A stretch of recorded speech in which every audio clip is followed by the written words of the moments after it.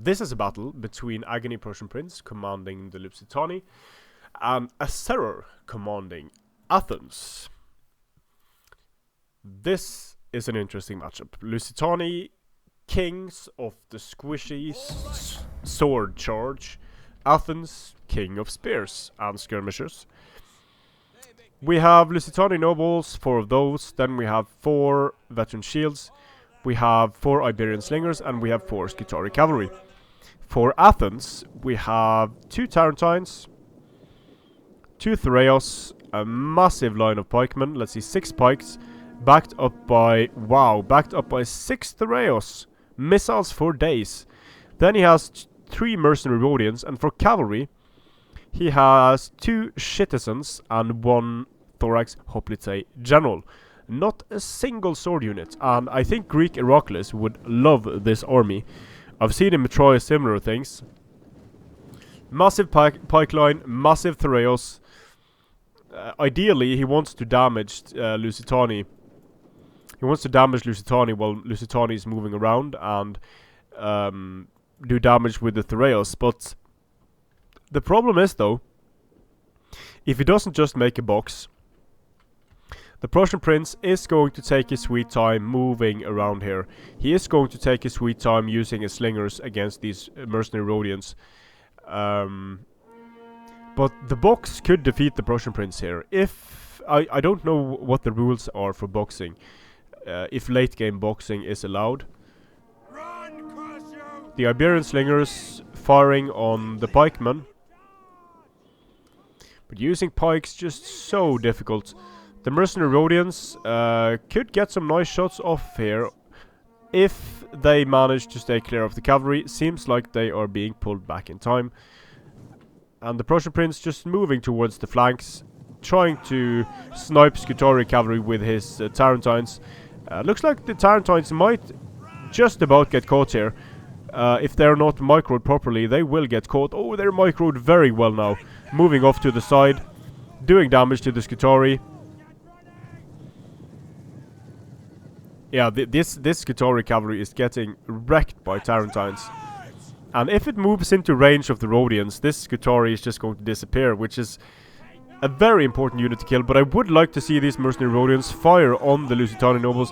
They are firing on the Lusitani nobles now. The pikes are not here, only Thureos.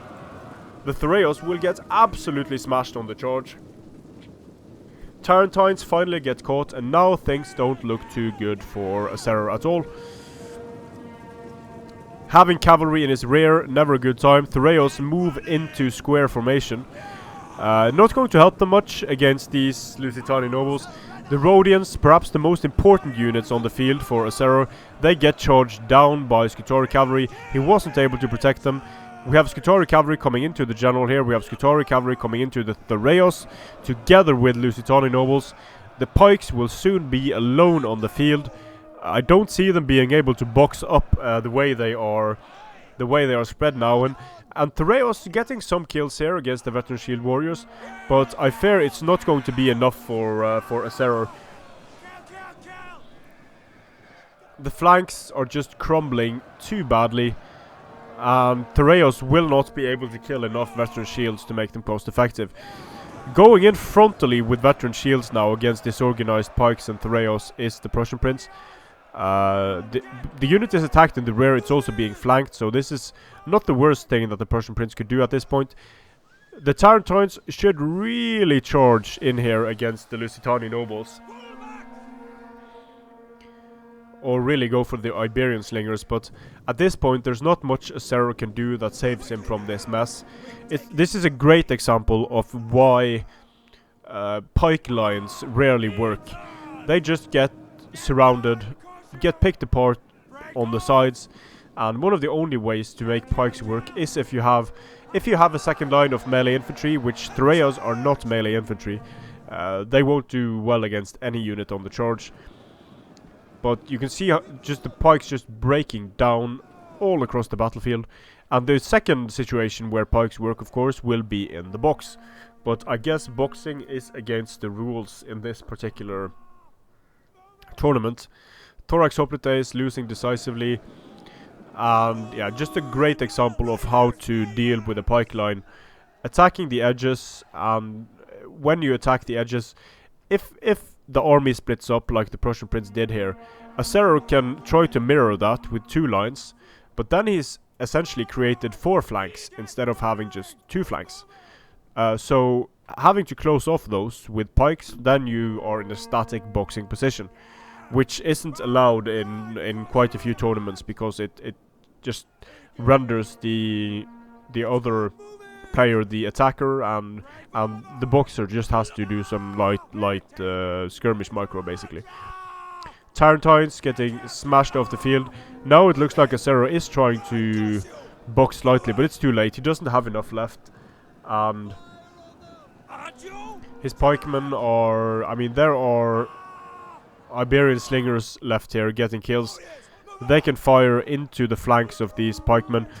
Firing into the rear of these pikemen, actually. The general of the pikemen of Athens is dead.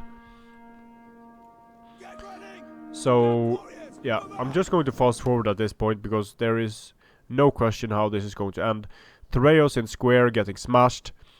Pikes getting flanked. Just another sad day for a pike army in Total War Attila. I mean, Total War Rome 2. One of the Rhodians did a good job. The rest were taken off the field fairly effectively. Pikes do nothing. And just look at the kills on the swords of Lusitani here. Very nicely done by the Prussian Prince, putting on the pressure with his cavalry, denying the skirmishers the time they needed to deal with the swords of Lusitani. When your best performing units are 2 units of Tarentine cavalry, you have a problem. And in this battle, Athens had a problem.